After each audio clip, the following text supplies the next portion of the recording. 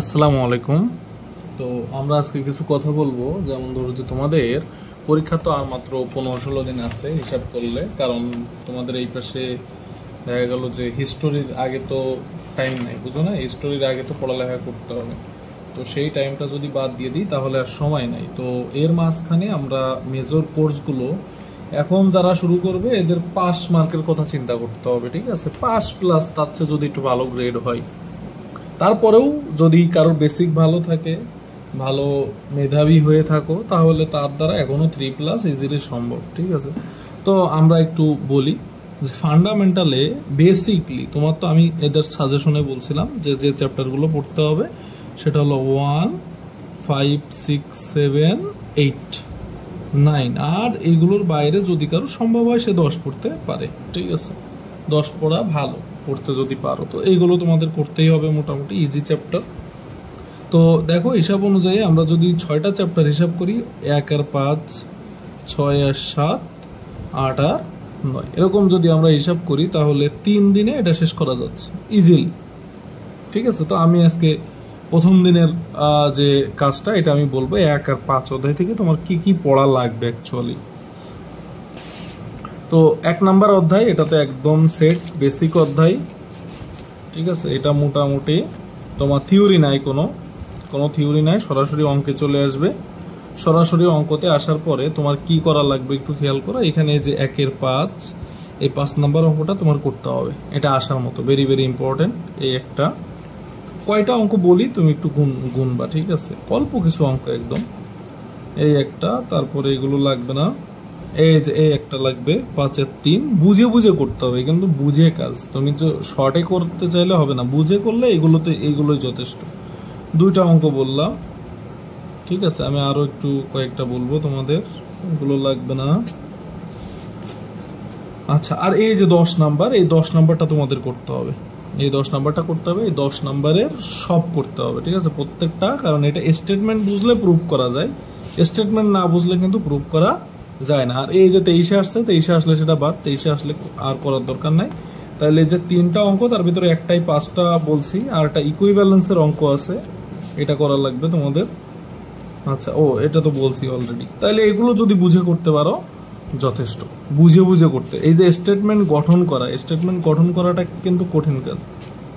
এই যে এইটাই বিশেষ করে, এইটার স্টেটমেন্ট গঠন করাটা শিখতে হবে, যে কোনটার স্টেটমেন্ট কিভাবে, এই ভ্যালিডিটি চেক করা, ঠিক আছে? তাহলে এই 5টা অঙ্ক যদি করতে পারো, 4টা অঙ্ক করতে পারো, তাইলে এই অধ্যায়ের জন্য যথেষ্ট। এবং যেদিন যে অধ্যায় পড়বা ওইটার এই যে পাশে যতগুলো, দেখো ক বিভাগের ক্ষেত্রে কিন্তু খালি ANUH দেখে লাভ নাই, ক বিভাগের ক্ষেত্রে সব করতে হবে। মানে সব বলতে ওই যেগুলোর পাশে ট্যাগ আছে, এগুলো ট্যাগ আছে মানে পড়তে হবে। যেগুলো ট্যাগ নাই এগুলো একবার রিডিং পড়ো, ঠিক আছে? আসলে আসলো, না আসলে নাই।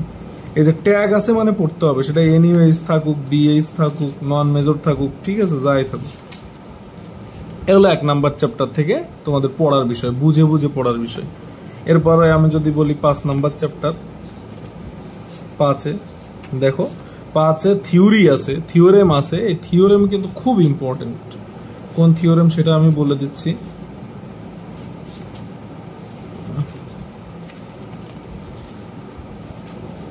এই যে দেখো, উপপাদ্য 5, এটা ধরে রাখতে পারো যে আসছে, এটা ধরে রাখতে পারো আসছে, ভেরি ভেরি ইম্পর্টেন্ট।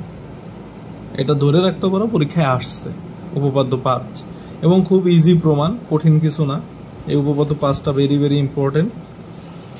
আচ্ছা, আর এটা পড়ার দরকার নাই, এটা 23-এ আসছে, এটা বাদ। এটা তোমাদের যারা 24-এর পরীক্ষার্থী তাদের লাগবে না, ঠিক আছে? তারা এটা বাদ দিতে পারো নিঃসংকোচে, কোনো সমস্যা নাই। এরপরে কয়েকটা টিপিক্যাল ম্যাথ আছে, যে ম্যাথগুলো খুব ইম্পর্টেন্ট, ঠিক আছে? যেমন এইটা, এর উল্টাটা গতবার আসছে, ঠিক আছে? যে A⁴ B, B⁴ A, উল্টাটা গতবার আসছে, এটা ইম্পর্টেন্ট, উদাহরণ নয়, এটা করতে হবে, ঠিক আছে? আরো কয়েকটা আছে, এই যে উদাহরণ 13, এটা করতে হবে। এই অধ্যায়ের অঙ্কের পরিমাণ একটু বেশি। এই যে উদাহরণ 15, এটা করতে হবে, এটা ভেরি ভেরি ইম্পর্টেন্ট, উদাহরণ 15। তারপরে উদাহরণ 17, এটাও করতে হবে, ঠিক আছে? তারপরে বলি, এরপরে এগুলো লাগবে না কিছু। আচ্ছা, নন মেজর যারা তারা এটা করবা, নন মেজরের জন্য এটা ইম্পর্টেন্ট, 22 নাম্বার। আচ্ছা, আচ্ছা এই যে এটা দেখো, এটা কিন্তু ওই যে বললাম 23-এ চলে আসছে, এটা লাগবে না, এটা বাদ। ঠিক আছে, এটাও ইম্পর্টেন্ট, কিন্তু 23-এ চলে আসছে, এটা লাগবে না আমাদের। এরপরে আরো বেশ কিছু অঙ্ক আছে, সেগুলো আমাদের লাগবে। এই যে উদাহরণ 30টা ইম্পর্টেন্ট, উদাহরণ 30 লাগবে।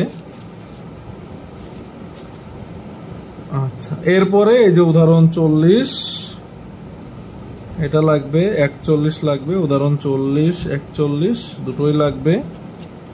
এরপরে এগুলো লাগবে না।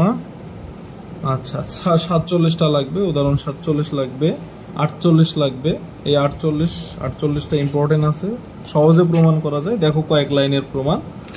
আচ্ছা তো এই পঞ্চম অধ্যায়টা ধরো যে একটু বেশি আছে। আচ্ছা না এটা লাগবে না, ঠিক আছে এটা লাগবে, 56 নম্বরটা লাগবে, 56 নম্বরটা তোমাদের করতে হবে। ঠিক আছে, আচ্ছা আর কি আছে? আচ্ছা এইগুলোই যথেষ্ট। ঠিক আছে, এই 2 অধ্যায় থেকে এইগুলো করতে পারলে এনাফ। তাহলে দেখো তুমি যদি ডেইলি 2টা চ্যাপ্টার করে পড়ো, 2টা চ্যাপ্টার পড়তে এই যে অঙ্কগুলো বললাম, এই অঙ্কগুলো করতে তোমার কতক্ষণ লাগবে বলো? এই অঙ্কগুলো করতে একবার করতে নাই, প্রথমবার করতে তোমার হয়তো 2 ঘন্টা লাগবে প্রথমবার করতে, তাই না? আমি মনে হয় ওই টোটালি 2.5 ঘন্টার মতো করাইছি, আমি তো ডিটেলসে করাইছি। ঠিক আছে, তো তাই হোক, তোমার যদি নিজে বুঝে করতে পারো 2 ঘন্টা লাগবে, কোনো ব্যাপার না। আচ্ছা 2 ঘন্টার জায়গায় 3 ঘন্টা লাগবে, সমস্যা নেই। তো এই 3 ঘন্টা করার পরে এইটাই রিভাইজ করতে হবে। ঠিক আছে, একদিনে নতুন কিছু পড়া যাবে না, বুঝছো? মনে রাখবা, এখন বেশি পড়ার